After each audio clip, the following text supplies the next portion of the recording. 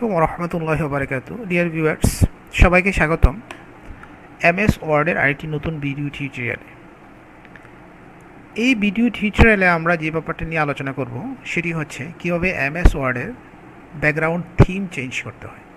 So আমরা এখানে দেখতে পাচ্ছি ব্যাকগ্রাউন্ড থিমটা অনেকটা ডার্ক। সো এরকম ডার্ক ব্যাকগ্রাউন্ড থিম কীভাবে নিয়ে আসতে হয়, আমাদের অনেকেই পিসিতে আমরা দেখবো এখানে হোয়াইট অথবা অন্যটি কালার রয়েছে। সো এই কালারটি কীভাবে চেঞ্জ করতে হয় এমএস ওয়ার্ডে, সেই ব্যাপারটি আমরা এখানে দেখার চেষ্টা করব। তো আশা করি ভিডিওটি ভালো লাগবে।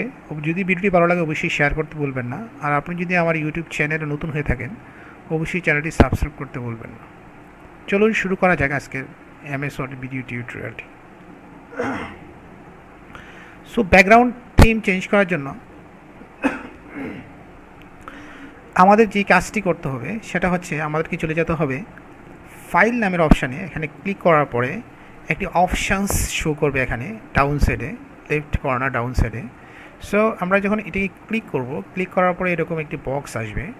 সো এখান থেকে আমরা অনেকগুলো অপশান রয়েছে, আমরা যে অপশানটি ইউজ করব সেটা হচ্ছে জেনারেল। জেনারেলে গিয়ে আমরা এখানে দেখতে পারবো অনেকগুলো অপশান রয়েছে। এখান থেকে আমরা যাব office theme. So office theme নামের একটি অপশান রয়েছে, এই অপশান থেকে আমরা এখানে ডার্ক গ্রে নামের একটি অপশান সিলেক্ট করা রয়েছে, এই জন্য আমাদের এখানে ডার্ক গ্রে দেখাচ্ছে।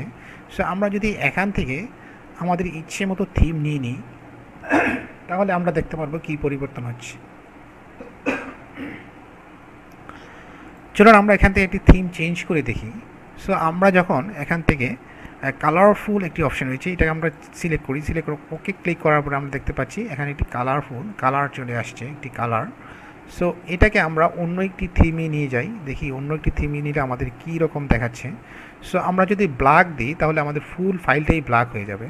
সো ব্ল্যাক ওকে। সো আমরা দেখতে পাচ্ছি ফুল থিমটাই ব্ল্যাক থিম। সো শুধু লেখাগুলো হোয়াইট দেখাচ্ছে আর বাকি সব border outside plus page inside টোটালটাই ব্ল্যাক দেখাচ্ছে। সো